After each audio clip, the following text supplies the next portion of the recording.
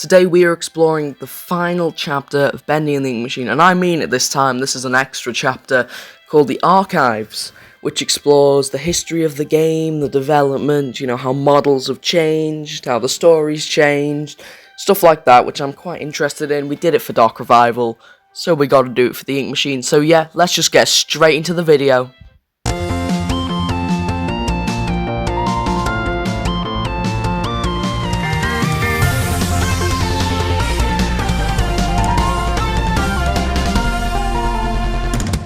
Hello everybody, it's Glowy and welcome back to Bendy and the Ink Machine for the Archives chapter. You don't know what the Archives is? Right here, a massive paragraph I have to read, lovely. Welcome to the Archives. Bendy and the Ink Machine began when the developer/cartoonist known as the Meatly experimented with bringing a sketched 2D for some reason I read it as attached, don't know why, into a 3D world. After turning the idea into a horror game, Chapter 1 of the game was created in little under a week with programmer/friend Mike Mood and released on February 10th in 2017. I actually used the Meatly's intro song for my intro. Just hope it's not copyrighted. Much to their surprise, it struck a chord with global indie gamers almost overnight. The Meatly and Mike Mood decided to drop all other projects to work on Bendy, tell a most unique Ink story. The entire game was completed a chapter at a time, in a year and a half, by a small but dedicated group of indie developers. Although the concept and story remained as originally intended, the game changed over development as characters and models were refined from their early thrown together versions. This archive is a peek behind the scenes of that process. So yeah, let's go have a look around now.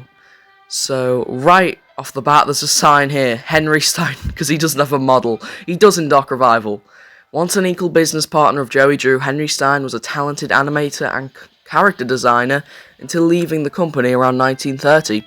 His place in Joey Drew Studios' history is somewhat undocumented, but he's often rumoured to be the true creator behind many of the studio's most memorable characters.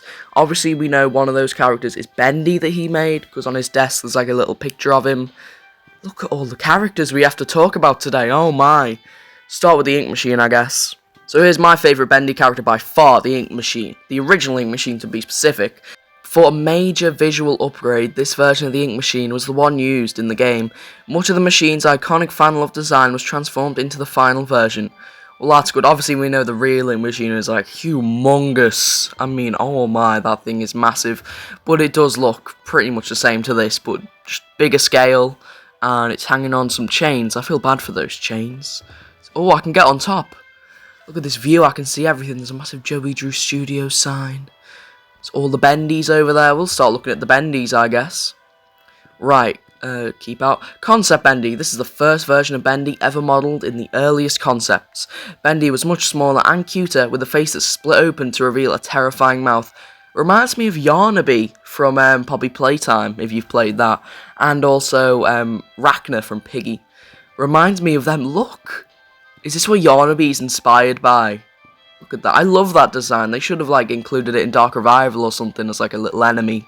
Or maybe in Bendy and the Ink Factory. Alpha Bendy. This is the original game-used design of Ink Bendy from the earliest version of Chapter 1. It's jokingly referred to as bird poop with a smile among the development team. If I'm ever talking about this, I do call it bird poop Bendy. Never really talk about this Bendy though, because it is ugly. You can tell it's the first Bendy. It's just a torso and a head. He's not scary. He doesn't even have a devil face shape. He just has a circular head and horns. Beta Bendy, I remember you from playthroughs. Yes, I do. I've seen you in Dan TDM's playthrough. Beta Bendy. This was Ink Bendy's form until the release of Chapter 4. At that time, the game received a major visual upgrade, and the title character got a new model as well. Of course, he's the main character. He's going to have a model change.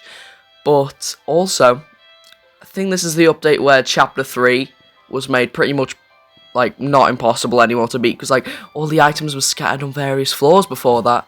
So here's our modern Bendy, Ink Bendy, as we know him today. Although similar to Beta Bendy, this updated model was enhanced with a higher polygon count and given new ink effects. Yep, he has ink running down his face and his hands. It's pretty cool. I do like this Bendy the most because, it's the best Bendy. Why wouldn't I? Beast Bendy. Oh, I killed you last episode. Haha, I killed you. Showed you the last reel. Look at his pathetic legs. I'm glad he got actual legs in Dark Revival. Ink Bendy's horrific final form in Chapter 5 pulled away the cartoon facade and revealed the demon within. Not really, he still has like cartoony teeth, if you look. But, yeah. There's some more characters on this. Bertram, hello there. He doesn't even have a sign, the poor guy. The Butcher Gang. There's the Butcher Gang. They have a sign, I think. They get a sign, but Bertram doesn't. Poor dude. Beta searches. Early in development, with just a few weeks to create Chapter 2, beta searches were designed in record time before being fully retooled later on. They were the first fighting enemies encountered in the game. Now, I hate this design, I'm going to be honest. They just look like someone's had their legs chopped off and they're walking around in ink. I like how they crawl in the new version. It makes them a lot creepier. But, yeah, I barely remember these guys. I don't remember seeing them in any playthroughs. But obviously they're not seen as much as Bendy. So here's the new ones. They look really cool. I like them.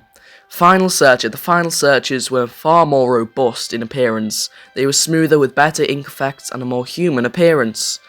Yep, and you see that in the final product. Look at this. Isn't that cool? My boy Sammy is looking not as buff as he was in Chapter 2. Oh my. Where'd all your muscles go? We've got to go back to the gym, Sammy. His overalls aren't even on him. They're just like floating. With his first appearance in Chapter 2, fan favourite Sammy Lawrence became a terrifyingly entertaining character. When his slim build was deemed not threatening enough, he was redesigned and given a better skeletal rig for more advanced animation. Yeah, because I remember he didn't like do all his movements in the speech. He just stood there and looked at you. It was weird. And I'm glad they changed him, because first of all, his overall straps are just hanging there. He's not buff. Well, he's buff now, look at him. And his like overall straps are actually on him and not floating mid-air. Final Sammy. Sammy Lawrence's final form came complete with a bulked up stature and more powerful limbs. Yeah, you can see that there. The mad songwriter may finally get noticed now, especially by fans. This guy's just alive. There's just a living lost one here. Poor you, you're in like a glass dome. No one else is in a glass dome. Right, these characters don't have anything to say, which is surprising. We've got Alice Angel, probably like the secondary antagonist, I'd say. She's wearing an apron. It doesn't look like that. Got the Butcher Gang over here. Look at them. The Piper, Striker, and Fisher make up the dreaded Butcher Gang. Interestingly, the incorrupted versions of the characters were designed first and then were reverse engineered back into their more family-friendly cartoon forms. Well, that's very interesting, that. Like, they did the evil versions before the good version. That's weird. I'm guessing that's the only characters they did it with. Then we have got Allison. Surprising that these three characters don't have any information about them, considering they're some of like the main characters in the game. But Beta Boris does over there. Tom, yep, always slapping that pipe on his hand, you know. Hates me for some reason. Right, Beta Boris. I feel like that's a bit low, those ribs, but yeah, poor guy. He's naked as well. Papa was the original name of the character that eventually became Boris the Wolf. His early version was released with Chapter 1. He was quickly refined into the Boris we know today with the release of Chapter 2. Of course, because he has his little like end bit. But yeah, I hate this design of Boris. First of all, he's naked. That's a bit weird. Second of all, I feel like his ribs are a bit low down. Boris the Wolf. Rest in peace, boy. Oh, poor guy. But Boris the Wolf, friend to the end, was designed using various references from cartoons of the 1920s, obviously Goofy from Mickey Mouse. A blend of the West Coast and East Coast animation styles, this silent and supportive wolf won over the hearts of many, although at times he was a headache for the development team due to his AI taking on a mind of its own during production. Yep, Boris is so good that he's got his own spin-off, and he's the only Bendy character to have gotten his own spin-off, so he should be very happy about that, except for Pickle Bendy. He got his own spin-off. Where's Pickle Bendy now, though? No one likes him. Then we got, I think this is the last one, yeah. Brute Boris. He's trying to give me a hug. I don't know why. I kind of hate you, Brute Boris. There you are, look at you. Franken Boris, a lot of people call you, and for good reason. You're like a merge of different objects. You've got like a halo on your head. Remember, people thought that Alice was controlling him through that? Alice Angel's monstrosity, Brute Boris, was one of the biggest surprises of Chapter 4. His design was roughly based on the Frankenstein monster, but with a more unfinished appearance. Alice took parts from within him and substituted things that his body is rapidly rejecting. I do love this whole idea, it is really cool. But how come Brute Boris gets a sign and Alice Angel doesn't? Alice Angel made the guy. But yeah, that's it for the archives, I think. That is a lot of information to read. The projectionist isn't here. Bertram doesn't have a sign. I think they could have added more signs, to be honest. But yeah, I'm going to stand in my place. I'm Henry, so I belong in this little stand here. And yeah, thank you so much for watching this series. It's been such a fun little series. Next up is Poppy Playtime. At least chapters 1 and 2, because they're on offer. And I might just buy them for a second time, just to play them for you guys. So yeah, I hope you guys enjoy that series when it releases. Go and watch Dark Revival series of Lone Wolf. And yeah, thank you so much for watching, and goodbye.